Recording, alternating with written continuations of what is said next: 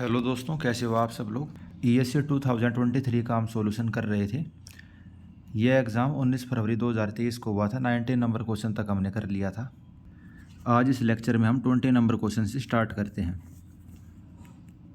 यह सॉल्यूशन हम SSC JE exam और स्टेट के जेई और एई एग्ज़ाम के पॉइंट ऑफ व्यू से कर रहे हैं। ईएससी के पॉइंट ऑफ व्यू से ये सॉल्यूशन हम नहीं कर रहे। तो ठीक है दोस्तों, first question. The length of a line originally 100 mm long on a map plotted to a scale of 1:1000 was found to be 96 mm due to the shrinkage of map। कोई मैप है, उसको आपने 1/1000 के स्केल पे plot किया है और उस मैप के ऊपर जो 100 mm की लाइन थी वो 96 mm हो गई श्रिंकेज की वजह से। Map prepared using a tape of length 20 metre was later found to be 20.03 metre. और इस मैप को प्रिपेयर करने के लिए जो हमने चेन को यूज किया था वो कितनी थी? हमें लगा 20 मीटर की थी, लेकिन बाद में पता चला कि जो चेन थी वो 20.03 मीटर की थी। और प्लानीमीटर से जब आपने मैप का एरिया कैलकुलेट किया तो एरिया आया आपके पास 282 mm²। तो करेक्ट एरिया ग्राउंड के ऊपर कितना होगा? तो सबसे पहले तो फ्रेंड आपको श्रिंकेज स्केल निकालना पड़ेगा। आपको क्या निकालना पड़ेगा? Shrinkage scale. श्रिंकेज स्केल किसके बराबर होता है? Shrinkage factor multiply by original scale. Original scale हमने कितना लिया? 1/1000।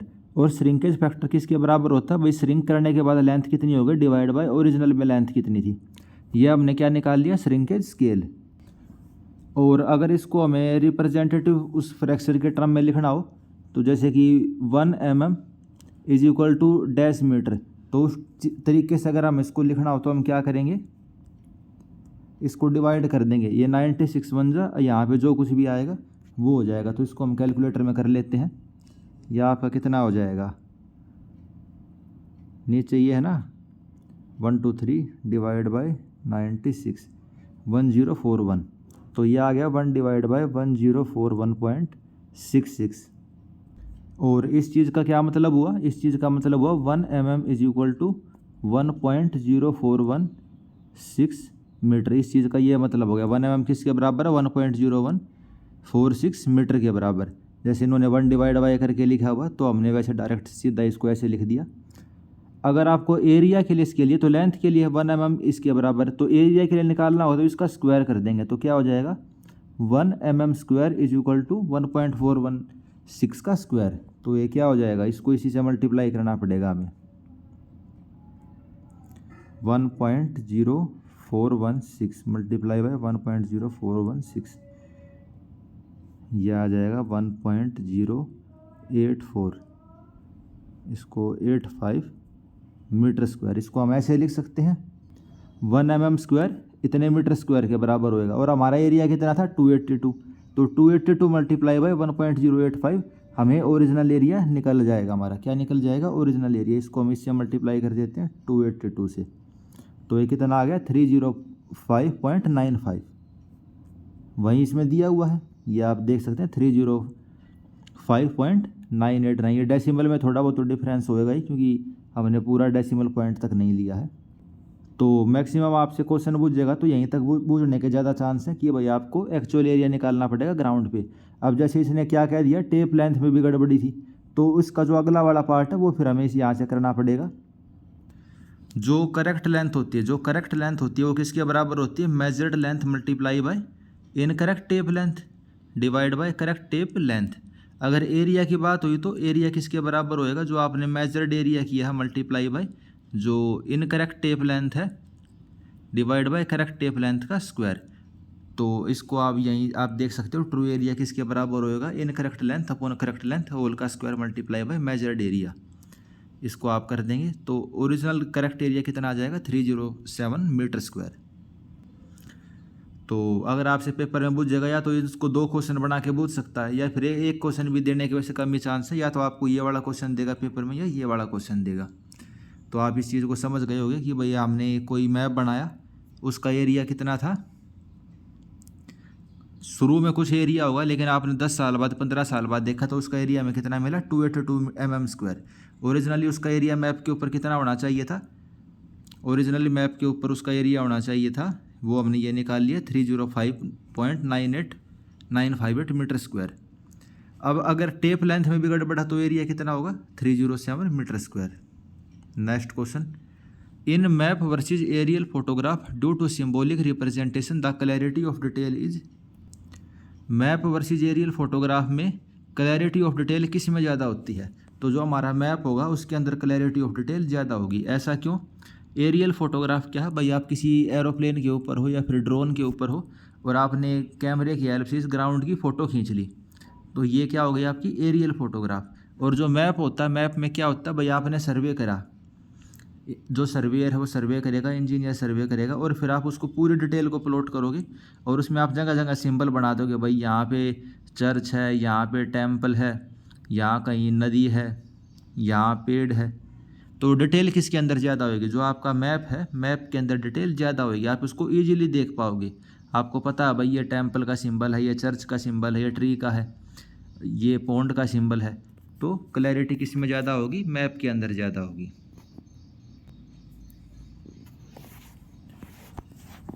मैप हमारी क्या होती है? ऑर्थोग्राफिक प्रोजेक्शन होती है। मैप हमारी ऑर्थोग्राफिक प्रोजेक्शन होती है और एरियल फोटोग्राफ आपकी क्या होती है? Central projection. तो इतना डीप में तो हमें नहीं जाना है, बस इतना ध्यान रखना कि मैप हमारी क्या होती है? Orthographic projection. इस चीज़ का क्या मतलब हुआ कि भाई हम जितने भी डिस्टेंस को प्लॉट करते हैं हॉरिजॉन्टल डिस्टेंस के फॉर्म में प्लॉट करते हैं, इंक्लाइन डिस्टेंस को प्लॉट नहीं करते हम।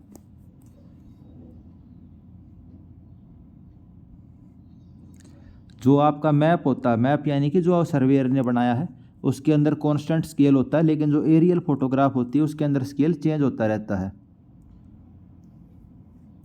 और क्लैरिटी ऑफ डिटेल जो है मैप के अंदर ज़्यादा होती है क्योंकि उसके अंदर सिंबल बने होते हैं, हमने सर्वे करके उसका जो एंड रिजल्ट है वो प्लॉट कर दिया। Next question. तो 22 नंबर क्वेश्चन हमारे सिलेबस के अंदर नहीं है, इसको आप छोड़ सकते हो। नेक्स्ट क्वेश्चन देखते हैं। दो क्वेश्चन इकट्ठे हैं तो आपको इन्फॉर्मेशन दी हुई है। The chainage of the intersection point of the two straight is 1060 metre and the angle of intersection is 120 degree. If the radius of circular curve to be set is 570 metre and peg interval is 30 metre. तो पहला question है what is the length of the curve.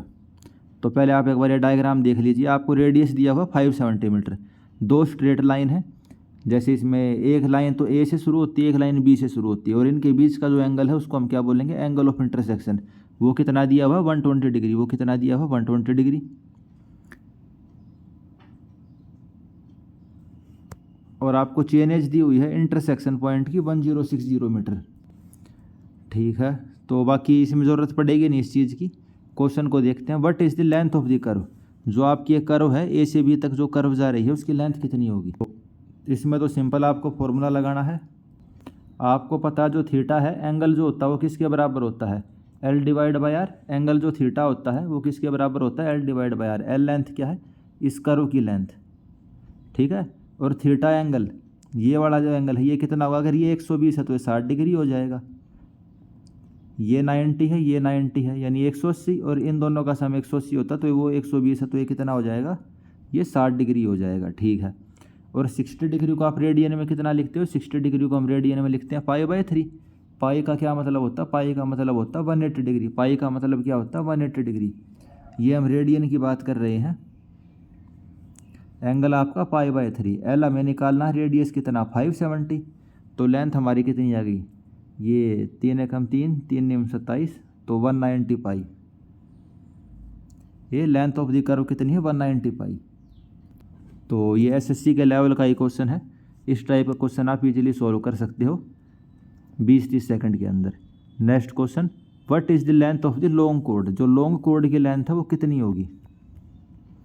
Long code कौन सी होती है? Long code हम बोलते हैं इस जो ये स्ट्रेट वाली लाइन है, इस यहाँ से यहाँ तक की जो ये लाइन बनेगी ना, इसको हम बोलेंगे लॉन्ग कोड। तो ये किसके बराबर होएगी? अगर ये एंगल थीटा है, ये रेडियस है, तो ये कितना होगा? R cos theta. और ये किसके बराबर होएगा? ये होगा आर साइन थीटा। तो दिस प्लस दिस, ये कितना हो जाएगा? 2r sine theta. जो एक कोड की लेंथ है वो कितनी हो जाएगी? 2r sine theta. रेडियस पता है, थीटा जो एंगल है वो हम कितना लेंगे? 30 डिग्री लेंगे इस टाइम। तो 60 डिवाइड बाई 2 यानी कि 30 डिग्री का एंगल 2r साइन 30। साइन 30 आपको पता है कितना होता है? 1/2। तो आंसर आ गया आपका 570। तो ये भी बिल्कुल ईजीली होने वाला क्वेश्चन था। इस टाइप का क्वेश्चन आपके पेपर में आ सकता है। Next question. Design speed for a two way traffic on A two way lane road is 50 kilometre per our. तो दो वे ट्रैफिक है, दो लेन का रोड है, 50 किलोमीटर पर आवर की स्पीड है। सेफ स्टॉपिंग साइड डिस्टेंस आपको बताना, कोफिशिएंट ऑफ फ्रिक्शन आपको दिया हुआ 0.37, रिएक्शन टाइम आपको दिया हुआ 2.5 सेकेंड। तो जो स्टॉपिंग साइड डिस्टेंस उसका फॉर्मूला क्या होता है, velocity into time plus v²/2gf, यही होता है ना। वेलोसिटी मीटर पर सेकंड, टाइम सेकंड में, वेलोसिटी यहाँ मीटर पर सेकंड में, टाइम ये जी मीटर पर सेकंड स्क्वायर में, और एफ हमारा फ्रिक्शन हो गया। आपको यूनिट दी हुई है 50 किलोमीटर पर आवर। इसको आप मीटर पर सेकंड में पहले तो कन्वर्ट करेंगे। इसको कन्वर्ट कैसे करेंगे, 50 इंटू 5/18 से मल्टीप्लाई करके ये हमारा किस में आ गई, मीटर पर सेकंड में स्पीड आ गई। और स्पीड आप इसमें पुट कर दोगे, टाइम आपको दे रखा है 2.5 सेकंड, आपका आंसर आ जाएगा 61.4 मीटर। 61.4 मीटर आपका आंसर आ जाएगा। तो मेंस में अगर आपसे न्यूमेरिकल सोल्व करवाना होगा तो इस टाइप से आप इससे न्यूमेरिकल दे सकता है। Next question 26 number question, consider the following statement related to the economical design of the modern track. जो मॉडर्न ट्रैक होता है, रेल की पटरी होती है, उसके डिज़ाइन से रिलेटेड आपसे क्वेश्चन पूछा गया है। Axle loading, possible weight reduction of the rolling stock and increase in number of axle should be rationalise. इसमें आपसे कह रहा है जो आपकी रेल की पटरी है उसका जो वेट होगा उसके ऊपर और जो लोड आएगा और जो एक्सल हैं आपकी रेलगाड़ी की, वे सभी रैशनलाइज होने चाहिए, यानी आपस में उनके बीच में कुछ रिलेशनशिप एग्जिस्ट करेगी। फॉर एग्जांपल मान लो कि रेल का लोड बहुत ज़्यादा है, तो जो मतलब रेलगाड़ी का लोड अगर ज़्यादा है तो रेल की जो पटरी का क्रॉस सेक्शन है वो भी फिर हमें उसी हिसाब से डिज़ाइन करना पड़ेगा, यानी एक दूसरे के ऊपर भी डिपेंड करेंगे। तो पहली स्टेटमेंट सही है। Second statement, rail to sleeper fastening for different type of sleeper at high speed should have the definite standard. Rail to sleeper fastening का क्या मतलब है भाई, एक तो आपकी रेल हम किसको बोलते हैं, जो पटरी होती है लोहे की उसको हम रेल बोलते हैं, और स्लीपर जो कंक्रीट का ब्लॉक होता है रेल की पटरी के नीचे उसको हम स्लीपर बोलते हैं। उनको आपस में कनेक्ट करने के लिए हम फास्टनर का यूज करते हैं, फास्टनिंग यानी कि जो नट बोल्ट हैं। तो rail to sleeper fastening different type of sleeper के लिए हमें डेफिनेट स्टैंडर्ड होते हैं। तो बिल्कुल सही बात है, कुछ ना कुछ स्टैंडर्ड तो होंगे ही भाई। अगर हाई स्पीड पे ट्रेन जाएगी तो भाई उसका डाया इतना होना चाहिए, स्ट्रेंथ इतनी होनी चाहिए, तो सही बात है। तीसरी स्टेटमेंट कहता है weight of the sleeper and the rail may not be related to each other. तो तीसरी स्टेटमेंट गलत है। जो स्लीपर का वेट होता है और जो रेल का सेक्शन होता है वे आपस में एक दूसरे के साथ रिलेट करते हैं, यानी कि रेलवे में जितनी भी चीज़ें हैं भाई, रेल हो गई, रेलगाड़ी हो गई, और जो स्लीपर हैं उनकी आपस में कोई ना कोई रिलेशनशिप एग्जिस्ट करेगी। और थर्ड में कह रहा है नहीं करेगी, तो तीसरी स्टेटमेंट हमारी गलत हो गई, केवल पहली दूसरी सही है। तो जो मॉडर्न ट्रैक है इकोनॉमिक पॉइंट ऑफ व्यू से हम उसको रैशनलाइज करते हैं। रैशनलाइज यानी कि भाई सारी चीज़ें ठीक ठीक होनी चाहिए भाई। लोड ज़्यादा होगा तो मजबूत जो रेल होनी चाहिए वो होनी चाहिए। अगर भाई ज़्यादा स्पीड से ट्रेन नहीं जाती, ना ज़्यादा लोड है, तो हमें इतना स्ट्रॉन्ग सेक्शन देने की ज़रूरत है। यानी कि कुल मिला के इकोनॉमिक पॉइंट ऑफ व्यू से रैशनलाइज होनी चाहिए सारी चीज़ें, और एक दूसरे के ऊपर डिपेंड करती है, वही चीज़ें यहाँ पे बताई हुई है। 27 number question, longitudinal joint in cement concrete pavement are constructed with the suitable. तो जो लॉन्गिट्यूडनल जॉइंट होते हैं वो किसके जरिए कंस्ट्रक्ट करते हैं हम, टाई बार के हेल्प से। लॉन्गिट्यूडनल जॉइंट किसके हेल्प से, टाई बार। जैसे आपका ये रोड है, लॉन्गिट्यूडनल जॉइंट का क्या मतलब, जो इसकी लेंथ की वाइज ये वाला जो जॉइंट है, अब इसको हम किसकी हेल्प से जॉइंट करते हैं, ये हम टाई बार लेते हैं। जो मैंने लाइन ड्रॉ करी है इसको क्या बोलेंगे, ये हमारी टाई बार है। और जो अगर ऐसे वो होता, ये वाला जो जॉइंट है यहाँ हमने ये लगाई, इसको क्या बोलेंगे, ये हमारा डबल बार है, ये हमारा डबल बार है, ये टाई बार है। तो ये आपको पता होना चाहिए। Next question 28 number, in which of the following system the optimum road length is calculated for an area based on the concept of obtaining maximum utility per unit of the road. ऐसा कौन सा road system होता है जिसके अंदर हम road की length calculate करते हैं मैक्सिमम यूटिलिटी के हिसाब से, तो उसको हम बोलेंगे सैचुरेशन सिस्टम। मैक्सिमम यूटिलिटी का क्या मतलब हो गया भाई, मैक्सिमम यूज हो रोड का हमारा, तो सैचुरेशन सिस्टम। बाकी इसको भी हम एक टाइप से सिलेबस में कह सकते हैं, नहीं है 28 वाला। 29 नंबर क्वेश्चन, टनलिंग का क्वेश्चन है तो इसको आप छोड़ सकते हो।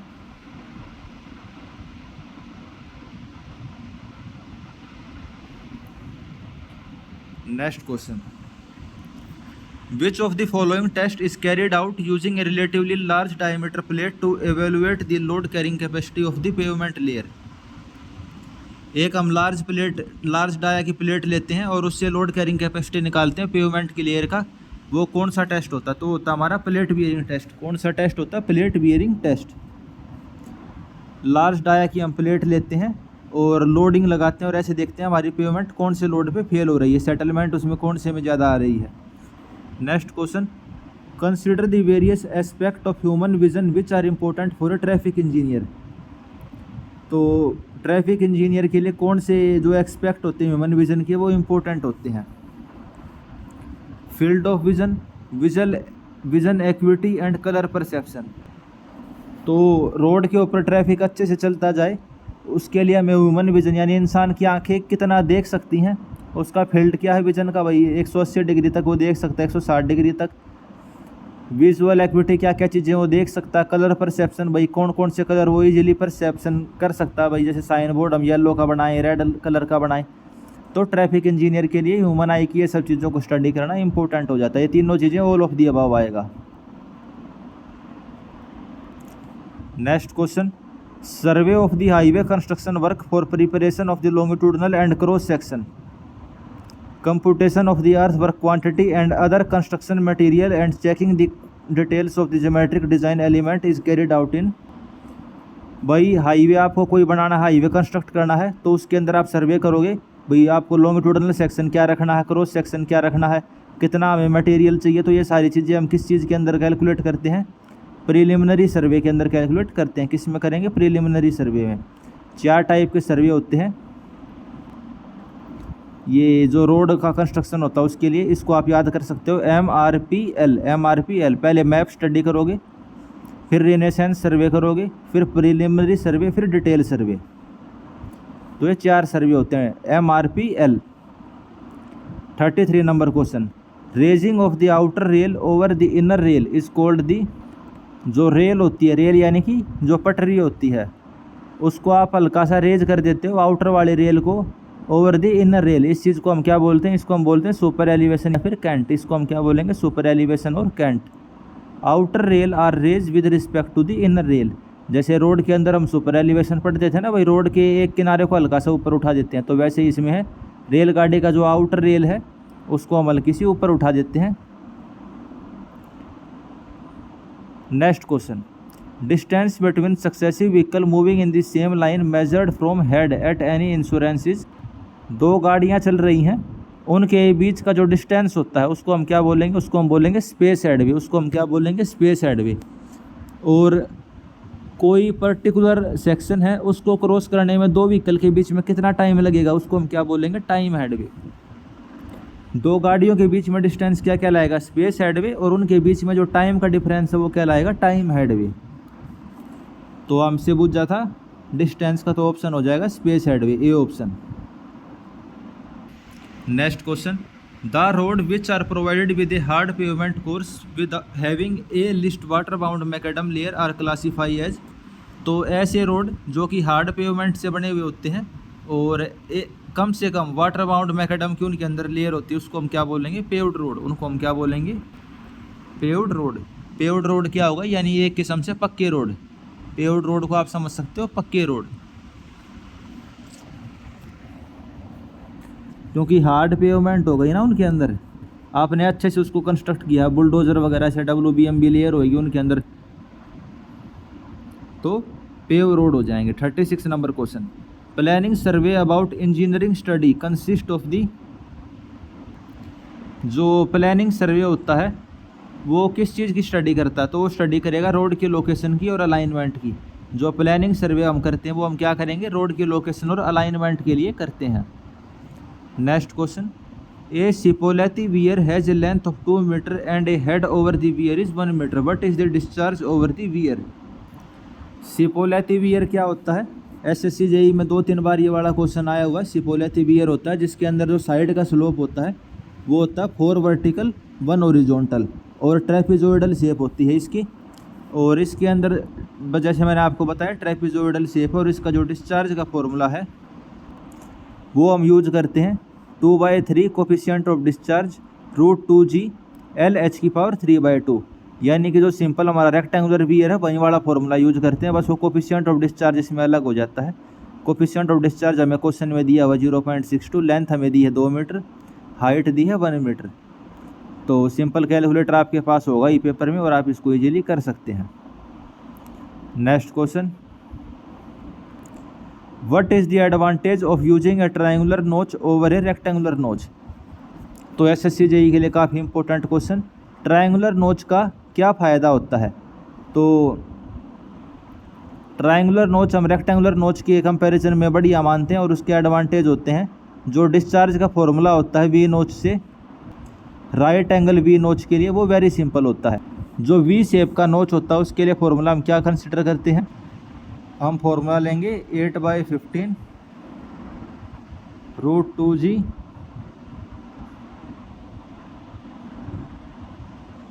यही वाला फॉर्मूला लेते हैं ना हम, जो वी नोच होता है इसके लिए।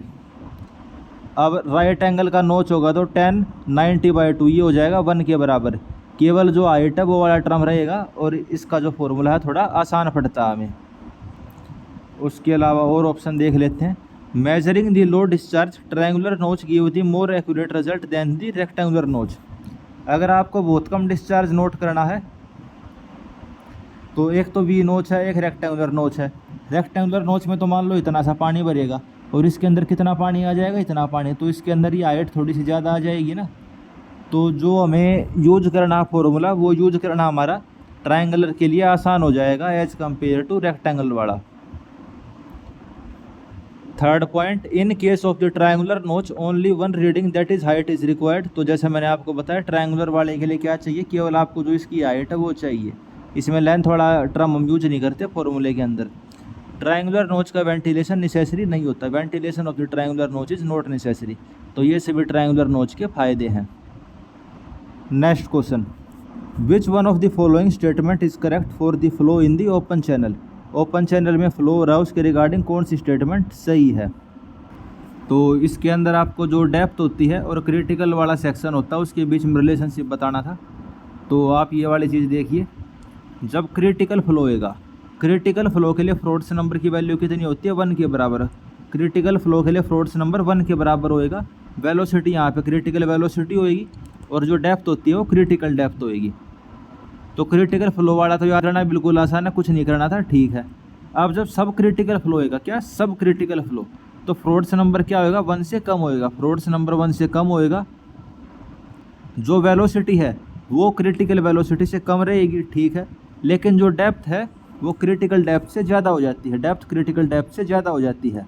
तो ये वाला पॉइंट इंपॉर्टेंट हो जाता है सब क्रिटिकल फ्लो के लिए। जब फ्रॉड्स नंबर 1 से कम होगा तो जो आपकी डेप्थ है वो 1 से ज़्यादा हो जाएगी, और जब फ्रॉड्स नंबर आपका 1 से ज़्यादा होएगा तो ये आपकी 1 से कम हो जाएगी, यानी कि जो क्रिटिकल डेप्थ है उससे कम हो जाएगी। उसके अलावा फ्रॉड्स नंबर का फॉर्मूला भी आप देख सकते हो, ये होगा velocity divide by √g into D. इसको हम क्या बोलते हैं, इसको हम बोलते हैं सिलैरिटी, इसको हम बोलते हैं सिलैरिटी। जो इसका डेनोमिनेटर होता है √g/d, सिलैरिटी, यानी कि वो वेलोसिटी जिसके जो पानी के अंदर कोई वेव बनेगी वो ट्रैवल करेगी, √g/d, और फ्रॉड्स नंबर v/√g/d। तो ये आपको पता होना चाहिए, फ्रॉड्स नंबर 1 से कम होएगा तो जो डेप्थ होएगी वो क्रिटिकल डेप्थ से ज़्यादा होएगी। तो इस वाले क्वेश्चन में डी ऑप्शन हमारा करेक्ट है। When the depth of flow is greater than the critical depth, depth of flow critical depth से ज़्यादा होगी तो वो हमारा कौन सा होगा, सब critical flow. D option is correct. Next question, water flow through a pipe of 200 mm in diameter 60 metre long. Okay, यानी पाइप का डाया आपको दिया हुआ 200 mm और लेंथ दी हुई है 60 मीटर, वेलोसिटी दी हुई है 2.5 मीटर पर सेकंड। तो हेड लॉस कितना होएगा, फ्रिक्शन की वजह से डार्सी फॉर्मूला के हिसाब से आपको बताना है, और जो फ्रिक्शन फैक्टर की वैल्यू है वो आपको दी हुई है 0.005। तो जो डार्सी फॉर्मूला होता है उसके हिसाब से हेड लॉस कितना होता है, FLV² head loss due to friction कितना होता है, FLV²/2GD डार्सी के हिसाब से। और ये आपको याद रखना है, F हमारा क्या, फ्रिक्शन फैक्टर, आपको क्वेश्चन में दे रखा होगा। और अगर आपसे क्वेश्चन में फैनिंग फ्रिक्शन कोफिशिएंट दिया होगा एक तो है कोफिशिएंट और एक है फैक्टर। अगर आपको कोफिशिएंट दिया हुआ होगा तो फैक्टर किसके बराबर होएगा, 4 टाइम दी फ्रिक्शन कोफिशिएंट के। जैसे इस वाले क्वेश्चन को हमने 0.005 लेके सोल्व किया तो हमारा आंसर आया 0.47। ऐसा कहीं भी ऑप्शन के अंदर नहीं था, तो फिर हमने इसको क्या मानना पड़ा कि भाई ये फैनिंग का कोफिशिएंट होगा। तो डार्सी फ्रिक्शन फैक्टर निकाला हमने 4 × 0.005 करके, और इसको फॉर्मूले में पुट के तो हमारा आंसर आ गया 1.91 metre. Next question, the pressure distribution in a liquid subject to a constant horizontal acceleration is. यानी कोई लिक्विड है, जैसे कि पानी हो गया, वो किसी कंटेनर में है और उस कंटेनर को आपने हॉरिजॉन्टल एक्सेलरेशन दे दी, तो जो प्रेशर डिस्ट्रीब्यूशन है वो क्या होगा। तो इस केस में जो प्रेशर डिस्ट्रीब्यूशन है हाइड्रोस्टैटिक प्रेशर डिस्ट्रीब्यूशन के इक्वल होगा। और ऐसा क्यों होगा, ये आप देखिए, एक कंटेनर है जिसको आपने एक्सेलरेशन दे दी, आप इसको एक्सेलरेशन दोगे तो क्या होगा, जो पानी है दूसरी साइड पे इकट्ठा हो जाएगा। आपने इस कंटेनर को एक्सेलरेशन दी और ये सारा पानी ऐसे इकट्ठा होता चला जाएगा। ये चीज़ तो हमें समझ में आ गई। लेकिन एक चीज़ बताइए, जो प्रेशर का डिस्ट्रीब्यूशन होगा, मान लो इस वाले पॉइंट पे आपको प्रेशर बताना है, तो किसके बराबर होगा, रो जी एच के बराबर ही होएगा। इस वाले पॉइंट पे यहाँ भी रो जी एच, यानी जो भी इसके ऊपर हाइट ऑफ वाटर है उसके बराबर होएगा। और वहीं सेम चीज़ जो पहले हमारे पास ये कंटेनर था ये था, इसमें दोनों में सेम प्रेशर डिस्ट्रीब्यूशन होएगा। लेकिन डिफरेंस कहाँ पे आ जाएगा, डिफरेंस यहाँ आ जाएगा। मान लो यहाँ पे प्रेशर है रो जी एच, ठीक है, तो ये हमारा प्लेन क्या है, ये हमारा ओरिजोनटल प्लेन है। इस वाले पॉइंट पे, इस वाले पॉइंट पे, इस पे सब पे प्रेशर कितना होगा, रो जी एच। लेकिन जो हमारा दूसरे वाला कंटेनर है, मान लो यहाँ पे प्रेशर था रो जी एच, तो सेम प्रेशर यहाँ होगा, यहाँ होगा, यहाँ होगा। यानी कि जो ये प्लेन बनेगा इनक्लाइन प्लेन बनेगा। ये क्या बनेगा, ऐसे इनक्लाइन प्लेन बनेगा, क्योंकि जो हाइट है पानी की इसके ऊपर वो ऐसी होगी, और इसमें ओरिजोनटल बनेगी, इसमें इनक्लाइन। बस इतना फ़र्क है, बाकी जो प्रेशर है वो हाइड्रोस्टैटिक प्रेशर के बराबर ही रहेगा। तो मान लो ये वाला क्वेश्चन आ जाए तो आपको इसमें कंफ्यूज नहीं होना है।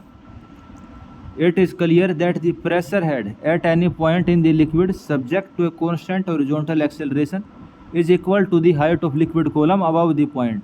Therefore pressure distribution in a liquid subject to constant horizontal acceleration is same as that of the hydrostatic pressure distribution. बस डिफरेंस क्या आ जाएगा भाई, कॉन्स्टेंट प्रेशर के जो प्लेन है वो पहले वाले केस में तो ऐसे प्लेन है, दूसरे वाले केस में ऐसे इनक्लाइन हो जाएंगे। बस इतना डिफरेंस आएगा। Next question, a converging mouthpiece is discharging water under a constant head of 5 metre. एक आपको ऐसे कोई वो दिया हुआ है, यहाँ से पानी निकलने लग रहा है, ठीक है, यहाँ से पानी निकलने लग रहा है। कन्वर्जिंग का मतलब भाई ऐसे कुछ ये था, ये पाइप था, पाइप के आगे आपने ये कुछ लगाया हुआ है और ऐसे पानी इससे निकलने लग रहा है। जो प्रेशर है यहाँ पे 5 मीटर ऑफ वाटर के बराबर प्रेशर है, डायमीटर इसका 75 mm है। तो डिस्चार्ज यानी कि क्या किसके बराबर होगा, तो क्या आपको पता है, एरिया इंटू वेलोसिटी। और वेलोसिटी किसके बराबर होती है, वेलोसिटी आपने 11th-12th में पढ़ी होगी, √2gh। यानी कोई भी एच हाइट से कोई चीज़ नीचे गिरेगी या फिर कहीं भी एच हाइट का प्रेशर होएगा तो वेलोसिटी हम कितनी लेंगे, √2gh, ठीक है। तो वो हमें लगाना π/4 इंटू डायमीटर का स्क्वायर, ये इसका एरिया हो गया, ये इसकी वेलोसिटी हो गई। आपका आंसर आ जाएगा 43.8 लीटर पर सेकंड।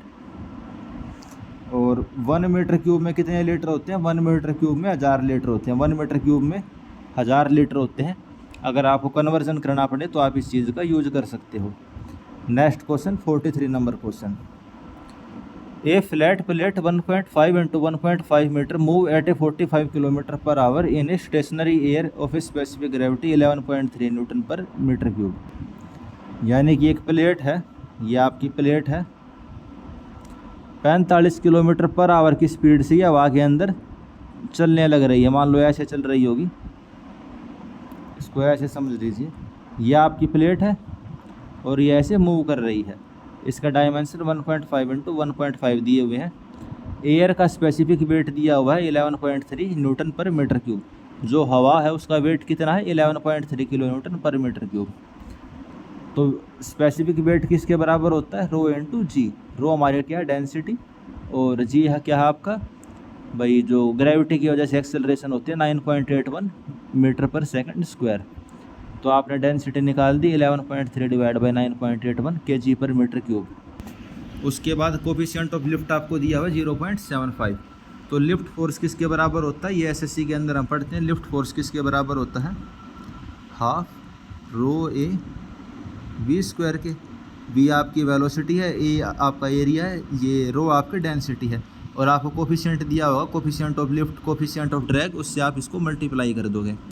अगर आपसे ड्रैग फोर्स पूछी होगी तब भी यही फॉर्मूला है, लिफ्ट फोर्स पूछी होगी तब भी यही फॉर्मूला है।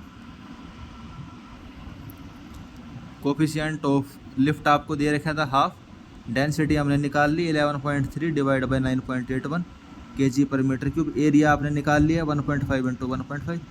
वेलोसिटी इसकी दे रखी थी 45 km/h। इसको 5/18 से मल्टीप्लाई करके हमने किस में कन्वर्ट कर दिया, मीटर/सेकंड में इसको हमने कन्वर्ट कर दिया। तो आपकी फोर्स आ गई 151 न्यूटन। तो ये वाला फॉर्मूला आपको पता होना चाहिए। एसएससी में इस वाले फॉर्मूले से क्वेश्चन पहले बूझे हुए हैं। नेक्स्ट क्वेश्चन, अब इसके अंदर इसने ड्रैग फोर्स बूझ ली। दो टाइप की फोर्स होती हैं। अब जैसे मान लो स्टील की प्लेट है, जैसे हवाई जहाज मान लो आप, तो बहुत ज़्यादा स्पीड से ऐसे चलेगा तो जो हवा है इसको ऊपर की तरफ फोर्स लगाएगी कुछ, उसको हम क्या बोलेंगे, लिफ्ट फोर्स। उसको हम क्या बोलेंगे, लिफ्ट फोर्स। और एक होती है ड्रैग। ड्रैग में क्या रहेगा, मान लो ये ऐसे चलने लग रहा है तो हवा इसको ऐसे रजिस्ट करेगी ना, तो वो आपकी ड्रैग फोर्स हो गई। तो इस वाले क्वेश्चन में आपसे ड्रैग फोर्स निकालनी है किसकी, सबमरीन की। कोई सबमरीन है, किस शेप की है, वो सिलेंडर शेप की है, 3 मीटर उसका डायमीटर और 15 मीटर लॉन्ग है।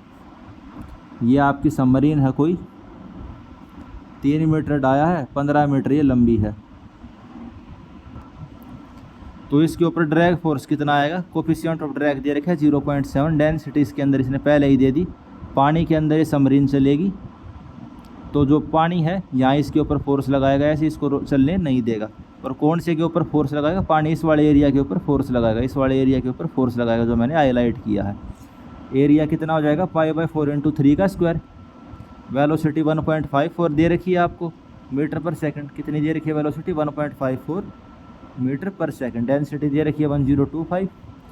Half coefficient of drag 0.7, force आ गई 6014।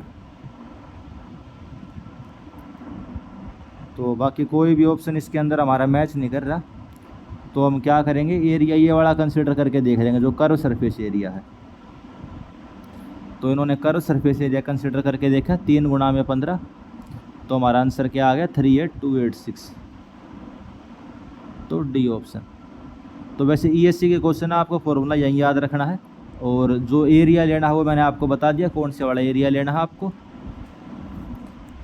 जैसे कोई हवाई स्टील की प्लेट है, ये ऐसे चलने लग रही, तो आप एरिया कौन सा लोगे, ये वाला एरिया, क्योंकि जो लिफ्ट फोर्स है नीचे से इसको ऊपर की तरफ लगेगी। और अगर ये स्टील की प्लेट ऐसे चल रही होती तो ड्रैग फोर्स यानी इसको धक्का देने वाली फोर्स ऐसे इसके इस वाले एरिया पे लगती, ठीक है। तो ऐसे समझो आप। नेक्स्ट क्वेश्चन,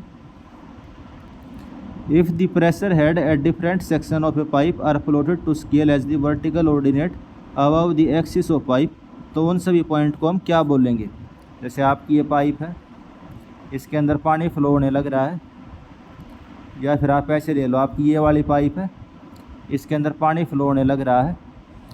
तो जो इसके अंदर आपने इसकी एक्सिस के रिस्पेक्ट में यानी इस वाली लाइन से आपने प्रेशर के ऑर्डिनेट को प्लॉट किया और उन सब को एक लाइन से ज्वाइन किया, तो वो वाली लाइन हमारी क्या देती है, हाइड्रोलिक ग्रेडियंट लाइन। ये किसके बराबर होती है, H + P/ρg, यानी कि pressure head plus datum head. हम पाइप के सेंटर से कैलकुलेट कर रहे हैं ना, पाइप के सेंटर से, तो जो हमारा H था वो हमारा वैसे ही आ गया, और जो P/ρg हमने प्रेशर ऑर्डिनेट इसके वो करे थे। तो ये हमारा क्या हो गया, hydraulic gradient line. Next question, difference in water surface level of the 2 reservoir which are connected by a siphon is 8 metre. 2 reservoir हैं यानी कि पानी के बड़े बड़े टैंक हैं जिनके वाटर लेवल में 8 मीटर का डिफरेंस है, उनको हमने एक साइफन से कनेक्ट कर दिया, ठीक है। साइफन की लेंथ 600 मीटर है। जो आपको पाइप से दिख रही है इसको हम साइफन बोलेंगे। साइफन इसको हम क्यों बोल रहे हैं, क्योंकि एक बार ये ऐसे ऊपर उठी और फिर नीचे गई है। Siphon is running full but is the discharge. अब ये साइफन पानी से पूरी भर के चल रही है तो डिस्चार्ज कितना होगा, जो डार्सी का फ्रिक्शन फैक्टर है वो आपको कितना दिया हुआ है 0.02। अब आपको जहाँ भी डार्सी का फ्रिक्शन फैक्टर दे रखा हो तो आप क्या करोगे, हेड लॉस निकालोगे। हेड लॉस का फॉर्मूला हमने देखा था FLV²/2GD। हमने हेड लॉस का क्या फॉर्मूला देखा था, अभी हमने हेड लॉस का फॉर्मूला देखा था FLV²/2GD। और इसको हम और कैसे लिख सकते हैं, इसको हम ऐसे भी लिख सकते हैं FL/12D5। इसको हम ऐसे भी लिख सकते हैं। अब हमारे वाले क्वेश्चन में हमको डिस्चार्ज दिया हुआ, यानी कि हमें क्वेश्चन में क्या दिया हुआ, तो हम इस वाले फॉर्मूले को यूज करेंगे। बाकी ये दोनों फॉर्मूले एक ही हैं। इन्होंने देखो थोड़ा कॉम्प्लिकेटेड बना के लिख दिया, लेकिन हम क्या याद करते हैं, FL/12D5। वहीं आपको यूज करना है, आपका हेड लॉस आ जाएगा। और हेड लॉस आपका कितना हो रहा है भाई, साइफन से पानी इससे इसमें जा रहा है, इनके बीच में डिफरेंस कितना, 8 मीटर का। इनके बीच में कितने का डिफरेंस है, 8 मीटर का। तो जो हमारा हेड का लॉस होगा वो हमारा कितना हो जाएगा, 8 मीटर हो जाएगा। वो हमारा कितना होगा, 8 मीटर।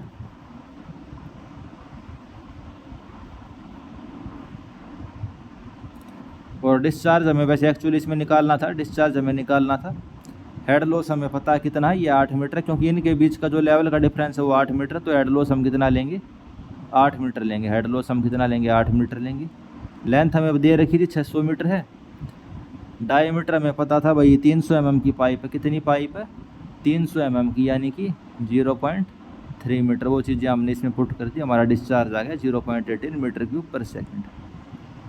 नेक्स्ट क्वेश्चन, इसको आप रहने दो, हमारे उसका सिलेबस का इतना पार्ट नहीं है। Next question 48 number question, which one of the following is the correct assumption for the derivation of the Bernoulli equation. Bernoulli equation का करेक्ट एजम्पशन क्या है। तो बर्नौली इक्वेशन में हम क्या लेते हैं, फ्लूइड हमारा इनकम्प्रेसिबल है, विस्कोसिटी 0 है, फ्लो हमारा इरोटेशनल है, और फ्लो हमारा स्टेडी है। ठीक है, यही एजम्पशन लेते हैं ना हम। फ्लो इनकम्प्रेसिबल, इरोटेशनल, विस्कोसिटी 0 है, आइडियल फ्लूइड है, और फ्लो हमारा स्टेडी है। Next question, fully penetrating well in A confined sand aquifer has a maximum discharge capacity of 1200 litre पर मिनट। ये आपको एक वेल दे रखा है, सैंड का एक्वीफर है, कन्फाइन एक्वीफर। कन्फाइन यानी कि जैसे आप इसमें देखिए, ये 2 लेयर के बीच में है। ठीक है, इसको हम क्या बोल लेंगे, कन्फाइन एक्वीफर। इसको हम क्या बोलते हैं, कन्फाइन एक्वीफर। मैक्सिमम डिस्चार्ज दिया हुआ है, thickness of aquifer is 20 metre. जो इसकी थिकनेस है वो 20 मीटर है। Assume the percentage of the open area of an available strainer to be 15% and the bore hole diameter as the 15 centimetre. What is the length of the well screen. चलो इसको रहने दो, ये well screen वाला strainer वगैरह ये वाला इतना हमारे सिलेबस में नहीं है, इसको हम छोड़ सकते हैं। बाकी अगर करना चाहो तो देख लो, जो डिस्चार्ज होता है क्या वो किसके बराबर होता है, एरिया इंटू वेलोसिटी। डिस्चार्ज हमने स्टैंडर्ड यूनिट में कन्वर्ट कर लिया, 1200 लीटर पर मिनट को कितना हो जाएगा भाई, 1.2 metre cube divide by 60 metre, minute को सेकंड में कन्वर्ट कर दिया। एरिया इंटू वेलोसिटी, एरिया किसके बराबर हो जाएगा, जो एक कुआं है, इस कुएं का जो कर्व सरफेस एरिया हम उसको लेंगे। और स्ट्रेनर क्या होता है, स्ट्रेनर होता है छलनी टाइप का, यहाँ हम इसको लपेट देते हैं स्ट्रेनर से, उसको हम छलनी टाइप की होती है। तो curve surface area, curve surface area किसके बराबर होता है, pi D L. Curve surface area किसके बराबर होएगा, pi D L, pi D L into 0.15। ये हमने क्यों लिया, क्योंकि जो छलनी है, छलनी के अंदर 15% ही एरिया है, छलनी के अंदर 15% ही एरिया है। जो आपका एक कुआं था, उस कुएं को आपने छलनी से लपेट दिया और छलनी के अंदर एरिया कितना था, 15%। तो 0.15 इंटू वेलोसिटी 0.02 मीटर पर सेकंड। सेफ एंट्रेंस वेलोसिटी आपको क्वेश्चन में दे रखी है, तो हमने लेंथ निकाल ली इसकी 14.147 मीटर। भाई वेल की स्क्रीन की लेंथ कितनी होगी, 14.1 metre. Next question 50 number question, Which one of the following is the total area bounded within the irrigation boundary of a project which can be economically irrigated without considering the limitation of the quantity of the available water? तो इसमें हमसे क्या पूछा गया है कि भाई कोई इरिगेशन का प्रोजेक्ट है, वो मैक्सिमम कितने एरिया को इरिगेट कर सकता है। अगर हम ये एज्यूम करें हमारे पास अनलिमिटेड वाटर है, तो वो हम क्या कहते हैं उसको, ग्रॉस कमांड एरिया। वो क्या क्या कहलाता है, gross command area.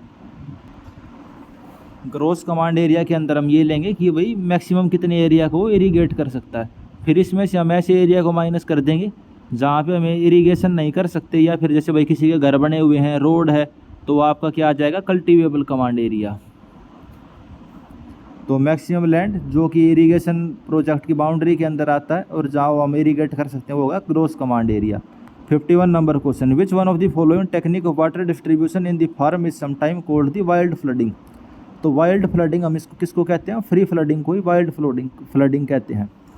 Free flooding का क्या मतलब है, भैया आपका खेत है, आपने एक किनारे से पानी को छोड़ना शुरू किया और आपने बहुत सारा पानी सप्लाई कर दिया और वो अपने आप पानी तैरता तैरता पूरे खेत में फैल गया, तो वो गया फ्री फ्लडिंग। इसी को हम वाइल्ड फ्लडिंग भी कहते हैं।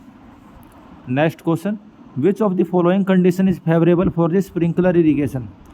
स्प्रिंकलर इरिगेशन के लिए इनमें से कौन सी कंडीशन फेवरेबल है।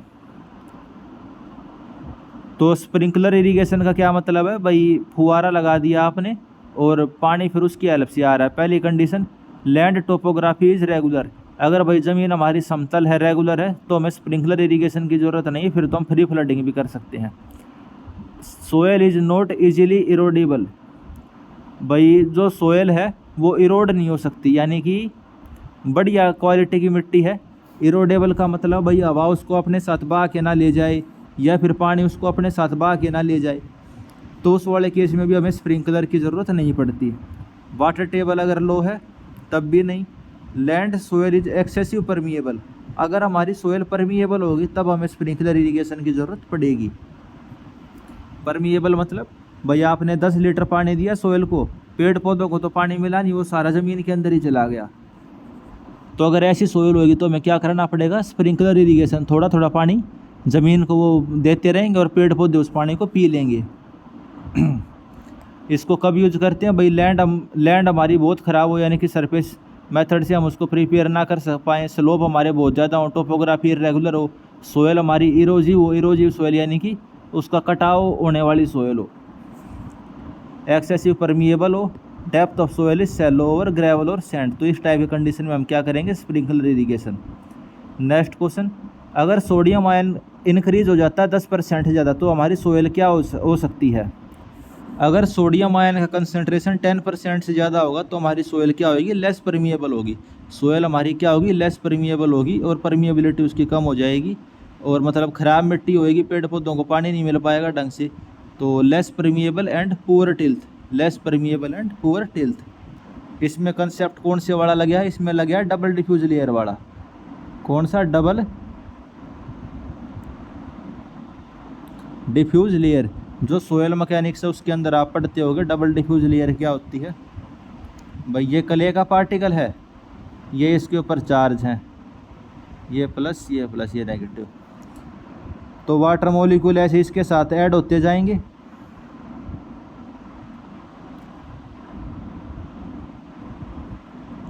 जो ये वाले पार्टिकल हैं ये क्या है, बिल्कुल इससे चिपक के रहेंगे, ये इससे चिपक के रहेंगे, इसको हम क्या बोलेंगे, double diffuse layer.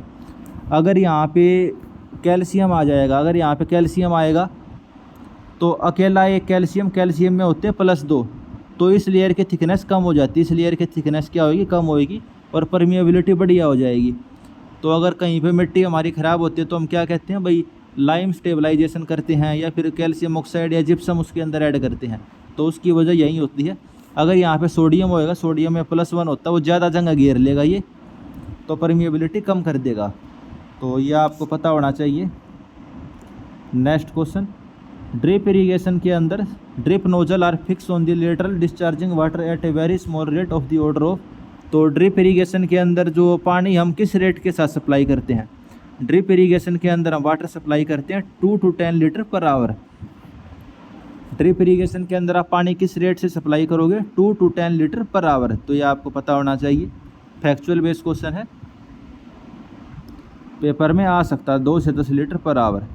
Next question, if cultivable method is faulty and less efficient resulting in a wastage of water the duty of water will naturally be. अगर हमने अच्छे से कल्टीवेशन नहीं किया और लेस एफिशिएंट मेथड है और उससे पानी का वेस्टेज होता है तो जो ड्यूटी होती है वो कम हो जाएगी या बढ़ जाएगी।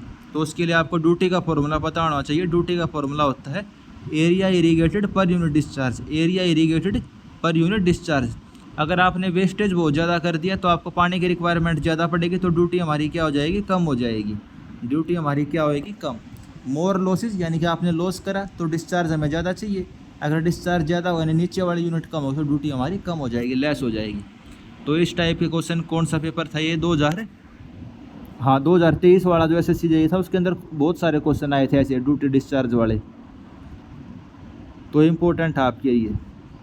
56 which type of the fall energy dissipation on the straight glaciers remain incomplete due to vertical component of velocity remain unaffected. जो फॉल होता है इनमें से कौन सा इस टाइप का फॉल है जिसके अंदर एनर्जी डिसिपेशन इनकम्प्लीट रह जाता है, तो वो होता है मोन्टेग टाइप फॉल। वो कौन से टाइप का फॉल होता है, मोन्टेग टाइप फॉल। ये फॉल क्या होता है, फॉल यानी कि गिरना।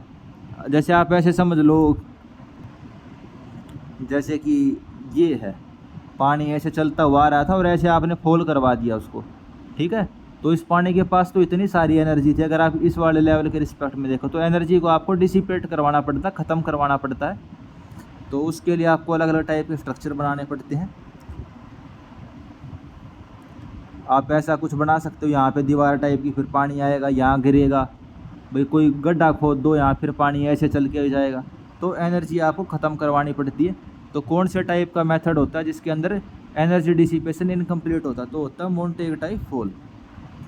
Next question, 2 dimension design of the gravity dam. तो ये अपने सिलेबस के पार्ट में नहीं है। Which of the following is the cause of the water logging. Water logging किस वजह से होती है, submergence due to the flood. यानी अगर आपने ज़मीन को जितना पानी चाहिए था आपने पानी में उसको डुबो के रखा तो जो स्पेस था, जो वॉइड थे, वो सारे पानी से भर जाएंगे। जो स्पेस थे मिट्टी के अंदर वो पानी से भर जाएंगे और सोइल को हम क्या बोलेंगे, वाटर लॉगिंग। अगर बाढ़ की वजह से मिट्टी हमारी पूरी पानी में दब गई तो उसको क्या बोलेंगे, water logging. Next question, which of the following is a effective method to control the water logging. Water logging को कंट्रोल करने के लिए आप क्या कर सकते हो, तो हम कनाल्स की लाइनिंग कर सकते हैं वाटर कोर्स की। जैसे कि वाटर कोर्स यानी कि जो नदी वगैरह है या जो पानी ले जाते हैं, अगर आपने इसकी लाइनिंग कर दी तो जो वाटर है यहाँ से तैर के साइड वाली ज़मीन के अंदर नहीं जाएगा और वाटर लॉगिंग की प्रॉब्लम से हम बच जाएंगे। वाटर लॉगिंग को कंट्रोल करने के लिए क्या कर सकते हो, जो कनाल है यानी जिसके अंदर जो पानी है, नदी है, उसकी आप लाइनिंग कर सकते हो।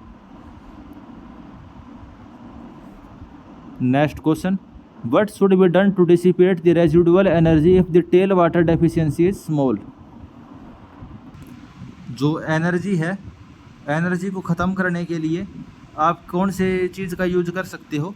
अगर टेल वाटर डेफिशिएंसी स्मॉल है तो हम किसका यूज करेंगे, बैफल वॉल का। हम किसका यूज करेंगे, बैफल वॉल का। जो फॉल होते हैं, फॉल मैंने आपको बता ही दिए थे क्या होते हैं भाई, पानी की एनर्जी को ख़त्म करवाने के लिए हम इनका यूज करते हैं।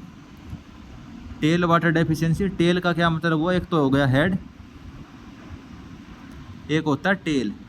हेड मतलब जहाँ से पानी आपने छोड़ा है और टेल मतलब जहाँ पे पानी पहुँच रहा है, वहाँ पे पानी की हल्की सी कमी है और आपको एनर्जी भी ख़त्म करवानी, तो आप किसका यूज करोगे, बैफल वॉल का। तो ठीक है दोस्तों, आज इस लेक्चर में इतना ही। 61 क्वेश्चन से नेक्स्ट लेक्चर में हम स्टार्ट करेंगे। Thank you. और आपको रिवीजन करते रहना है, रिवीजन सबसे इम्पोर्टेंट है।